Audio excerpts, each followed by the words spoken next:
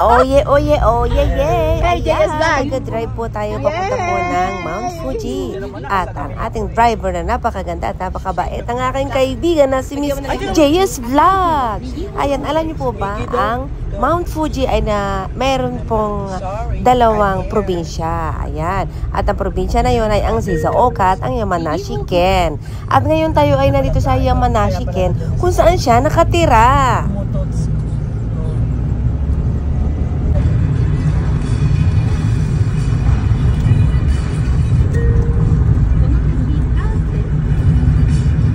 Bilib ka na sa pag-drive mo, JS Vlog.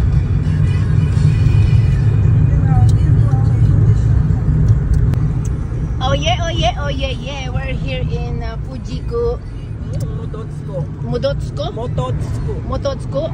At syempre may kasama ko si Miss JS Vlog. Yan ako nag-sleep. At interviewin natin siya na kung kailan pa siya nag-start mag-drive dito sa Japan.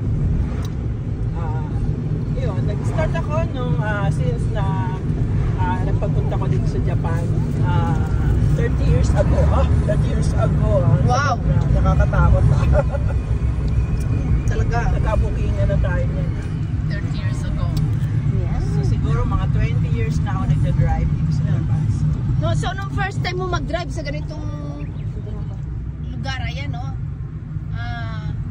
Hindi ka ba kinakabahan dahil alam mo naman bangin yan? Totoo. Pagka nagda-drive ka, kailangan matakas ang fighting spirit mo. Kasama yan. Pagka mahinang loob mo, don't drive ever. Yes. Kasama yan. Madali lang bang kuhanin dito ang lisensya? Hindi. Medyo mahirap siya kasi mag-exam ka ng 100 Japanese, katakana, kanji. Pwede ka na mamili kung English. Kaya lang, iba yung mga question nila. Kaya medyo mahirapan. And then, pag hindi ka naka 98 out of 100, 2 lang, hindi ka makapakasa. Pwede naman mag-ulit.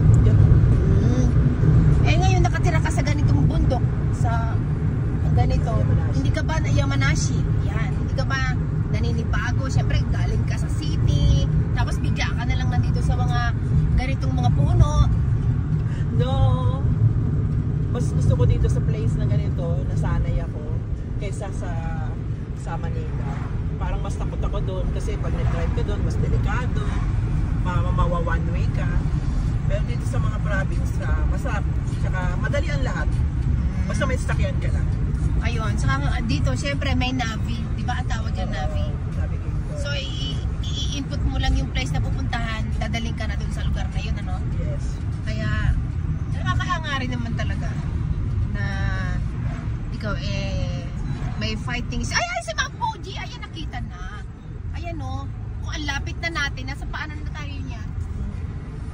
Yes. Saka, lapit kayo ngayon. Kasi, nagpakita siya. Not like before na nagtago si Ma'am Poji. So, yun lang naman ang kaating a little bit question kay Miss JS Vlog. So, Miss J, ay, ang ganda ng puno. Anong puno ba ito? Dito ba, totoo ba yung dito sila nagbibigti? Dito ba yung sa lugar na to? Mayroong nagbibigti sa lugar na yan? Yeah, is that so? Yes. Daw. Hindi ka ba nag-try o inisip mo na isa ka sa mga puno na yan na lalambitin? What's the question? Crazy. Ba't ako lalambitin? Maglambitin ako sa iba. Hindi. Nakakita lang ako. Dito daw kasi sa Japan, meron, di ba, ano ba ang reason bakit sila madaling magpakamatay? Kasi wala silang God. Hindi, ang God nila ay yan lang, Buddhist kasi sila. So, they're not afraid to die. Mahina ang loob nila. Yun ang masasabi mo? Yes.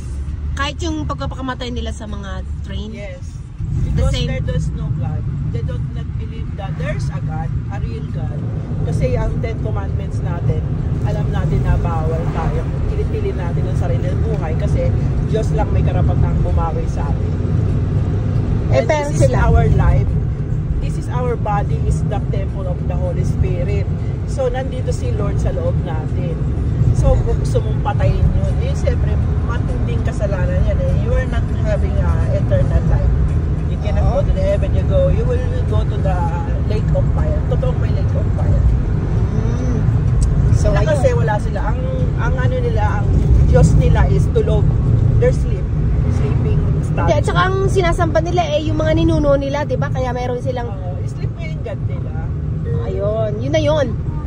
Pero ang pagkakaintindi nila doon, God is God. Pero mamuro agad sila. Yung mamuro yung talagang sincere ang God nila.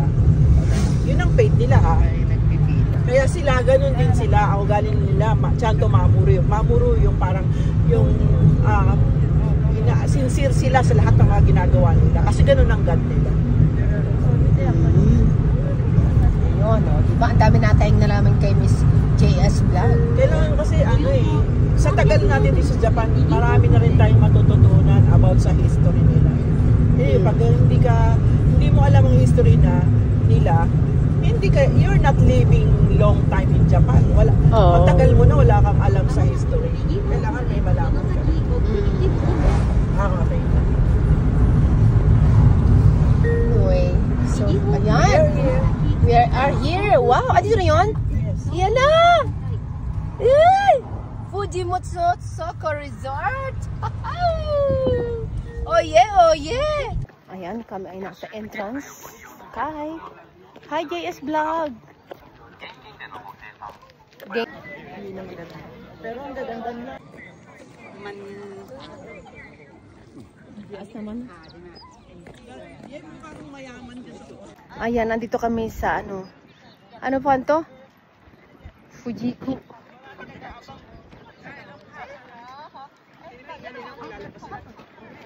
Ito yung Fujiku Sakura, di ba? Natakpan siya, umandar siya kasi yung mamaya mawawala na yan sila maandar Ayan. Wrong timing. Ito yung sinasabi ko. Manggagaling ka sa malayong lugar.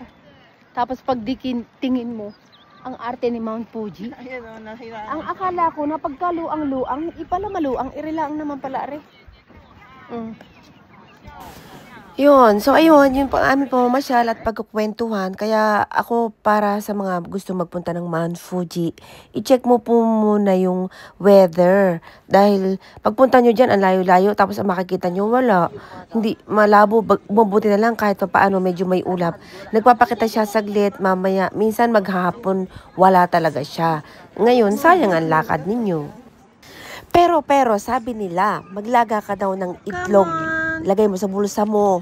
Tapos, makikita mo rin si Mount Fuji. sabi nila yun.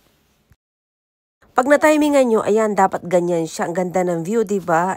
Kaso, siya nawawala, nasulpot, madilim. Ay, ewan, mabuti na lang nagpakita yung kanyang buntot. Love you, JS Vlog. Maraming salamat sa uulitin. Babalikan kita dyan. Oh yeah, oh yeah, oh yeah, yay! Maraming salamat!